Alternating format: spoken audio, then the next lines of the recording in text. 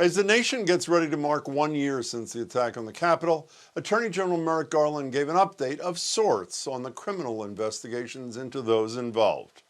Those involved must be held accountable. As of today, we have arrested and charged more than 725 defendants in nearly all 50 states and the District of Columbia for their roles in the January 6th attack.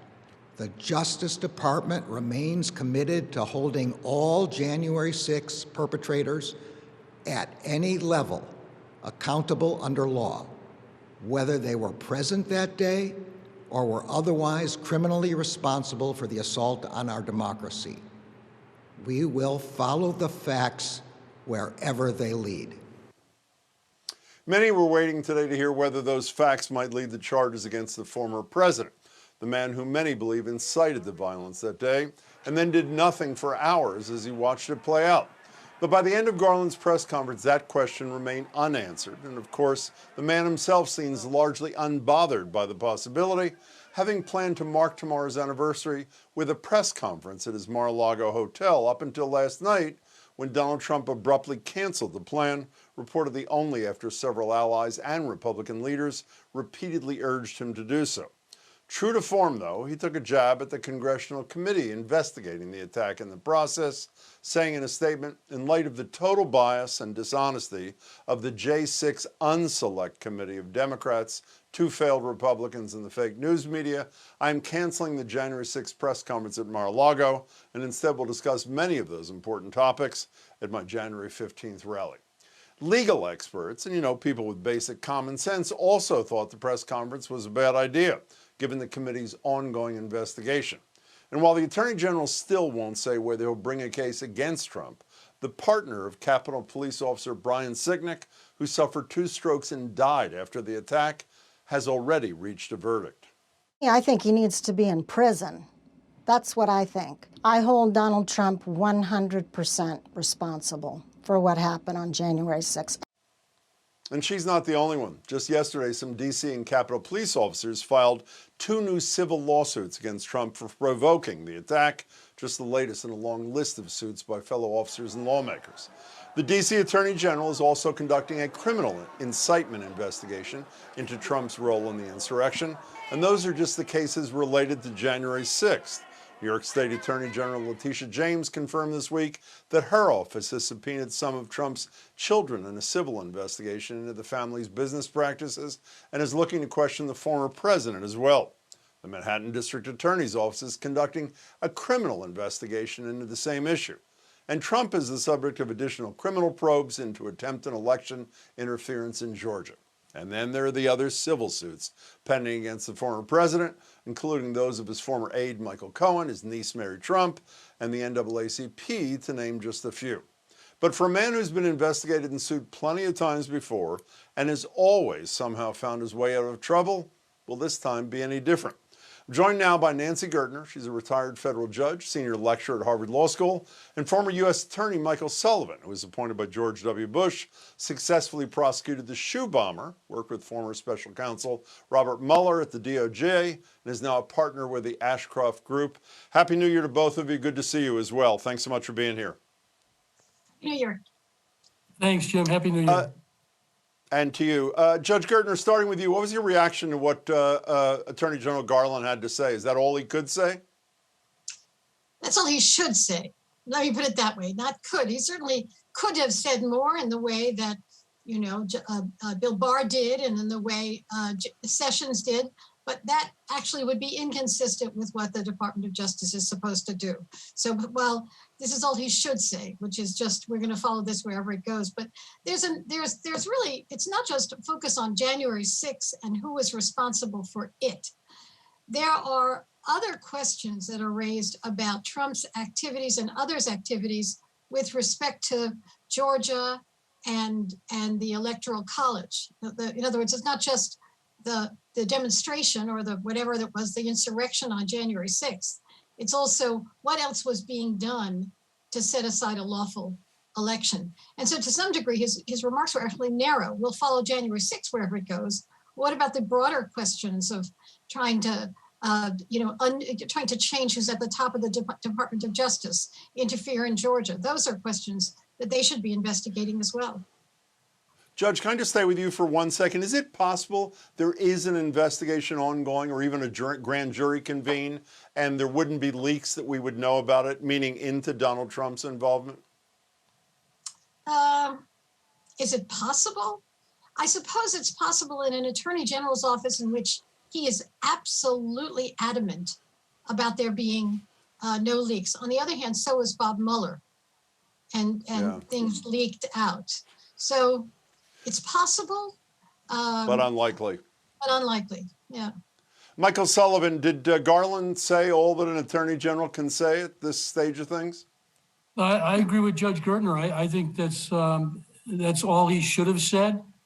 I mean, the fact of the matter is, when you investigate and prosecute somebody publicly, they've lost the presumption of innocence. And that's the reason why I think most prosecutors and investigators conduct these types of matters in secret, behind closed doors. Yeah. And I think judges get extremely offended, particularly when prosecutors try to use the public media for the purposes of enhancing their case, whether it's former President Donald Trump or a housekeeper. Everyone should have the presumption of innocence. And the fact of the matter is, President Trump has a presumption of guilt right now because of all the negative media stories about him, including all the leaked investigations. I think it's horrible, that state and federal prosecutors have leaked information about investigations. Well, Michael Sullivan, I'm sure you saw the Washington Post poll. What most people are focused on is the percentage of Americans who think violence against their government may be appropriate. But I want to turn to another piece. 60% of all adults thought that the president bore a great deal or a good amount of responsibility for the Capitol attack.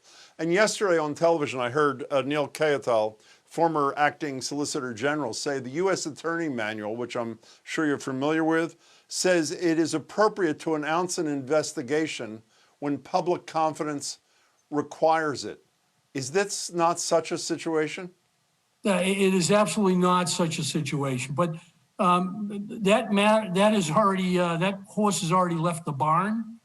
Based on everything that's been said, both at the executive level and at the congressional level. I mean, the whole purpose of this select committee in the House is to investigate the former president.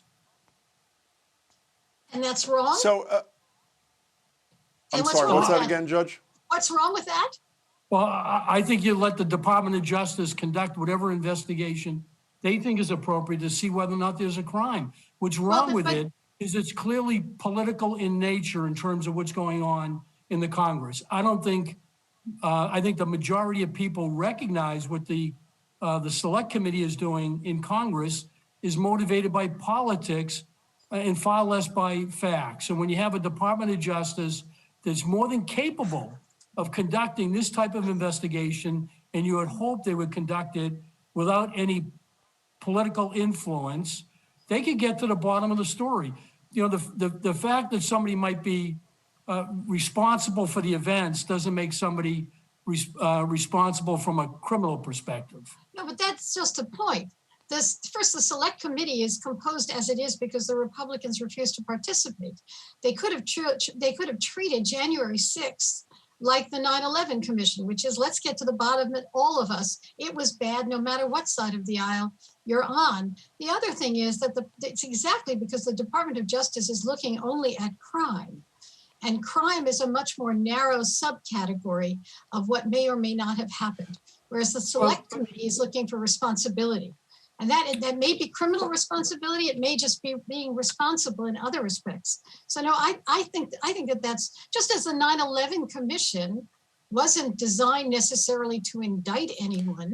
They wanted to understand what intelligence failures, what political failures, what failures on all sorts of levels led to that. And that's a broader charge than the Department of Justice. And even if they make a criminal referral, I should say, what's that again? I'm sorry, Jim, I said the only additional points. First off, the committee was chosen by the Democratic Speaker of the House. Because the Republicans were, wouldn't participate. well, that's not, Judge, in all due respect, I'm not sure that's factually accurate, because the two members that were recommended by the minority leader of the House were rejected by the Speaker. And we've now That's the found reason that why those these two two members may members- well have been involved. If I can, Well, I want to move on. If I may, gentleman, lady, can I move beyond this? I want to get to the criminal issue that the committee may not deal with. There may be no referral. Michael Sullivan, starting with you, based on what you know around January 6th, whether it's incitement, aiding and abetting, did Donald Trump commit a crime, or should he at least be investigated based upon the facts that you're aware of? I would see no evidence to suggest that the former president committed the crime by participating in a rally, a demonstration. We should embrace the right of people to demonstrate, even if we don't agree with the message. Having said that, I don't think you should be investigating a person. You should be investigating the events. You know, the fact that some people breached the Capitol is a crime, as it turns out, and people are being investigated and charged with that. If there are others Hundreds of them that are complicit, if there are hundreds, if there are others that are complicit, and if there's evidence that they've committed the crime, I think the vast majority of Americans, Republican and Democrat alike, would say they should be charged. Michael But look at Sullivan, the- you don't look at the think that, crimes you that don't they're think, being if I charged may, with. well, let me just ask you, you don't think that he was involved in a conspiracy to overthrow an election, whether it was the call that we've all heard, his voice telling the Secretary of State in Georgia to go find 11,000 plus votes that didn't exist, or his conversations with Jeffrey Clark and the Justice Department about setting this thing up for example, for Georgia's results to be overturned? That doesn't fall within the anti-sedition statute from your perspective? I don't think so, Jim. The fact that somebody doesn't agree with the election results because they believe that some ballots either weren't counted or were destroyed, or some people voted that shouldn't vote, and express those feelings, should never be a crime. Whether you and I disagree with the person's premise, the person has a right to at least object, you know, to the election results. And if he believes— Let me get Judge Gertner that back in votes this were— if I can. I understand. Judge Gertner, do you think crimes are committed based upon what you know around January 6th by the president? I think crimes should be investigated. I don't think that there's any question that crime should be investigated. The question is, I appreciate if someone can be, you can incite a crowd, and that sort of borders on the rights of the president, his First Amendment rights. But the question is, that was in tandem with trying to replace the top of the Department of Justice to get someone in who would declare the election invalid. That would then lead, putting pressure on Pence to then force the election into the state legislature, where Trump was likely to win. In addition, Just Security last week had an interesting report about whether Trump was happy with the chaos in the Capitol, because he was on the verge of declaring a state of emergency and stopping the count. And whether those things can be proved, I don't know. But whether they should be investigated, without a doubt. Judge Gertner, one more question about possible crimes. I want to play for you what Liz Cheney, Congresswoman Cheney, a Republican member of the committee, had to say on ABC on Sunday. Here she is. He was sitting in the dining room next to the Oval Office watching the attack on television as the assault on the Capitol occurred. He could have told them to stand down. He could have told them to go home, and he failed to do so. It's hard to imagine a more significant, a more serious dereliction of duty than that. Is inaction ever a crime, Judge Gardner? Not usually, no. Inaction is only a crime if you have an obligation, a duty to act. And I actually think that of all the grounds for considering what Trump did or didn't do, that is the weakest ground. That perhaps in tandem with evidence that he was happy with the chaos in the Capitol, because as many military leaders were saying, he wanted to declare a state of emergency. There's an interesting story about why the National Guard was not called up as quickly as, very quickly at all. And one story is that they were afraid that if federal there was a federal presence on the Capitol steps that day, that Trump would turn that into essentially argue that there was a state of emergency. The federal troops should then, as he said, protect the demonstrators rather than protect the Capitol. There's enough swirling around here that is very troubling, that is totally out of the ordinary, that ought to be investigated. Before we go, can I just change gears a drop, Michael Sullivan, with you? You were one of 3 former U.S. attorneys, Bud, Weld, and you, who endorsed the nomination of Rachel Rollins for U.S. attorney. She'll be sworn in Monday. She'll be with me Monday night. What's your reaction to none of your fellow Republicans in the Senate thinking that Rachel Rollins was fit to serve in that capacity? Disappointed, certainly. As I've said publicly and I've shared privately, I think Rachel Rollins is is eminently qualified to serve as United States Attorney. I'm confident she's going to do an extraordinary job as U.S. Attorney. So disappointed. I asked Ed Markey if he thought racism was involved in that vote, and he said 100%. Do you? I absolutely do not. I don't see any indication at all that was based on race. I think, unfortunately, Rachel Rollins turned into a political event, and some people looked at some of the positions she's taken as a district attorney, and I think used it for political purposes. I don't believe it to be a race. I hope it was not race. Michael Sullivan, Nancy Gertner, as always, thank you both. I appreciate your time. Thank you. Thank you.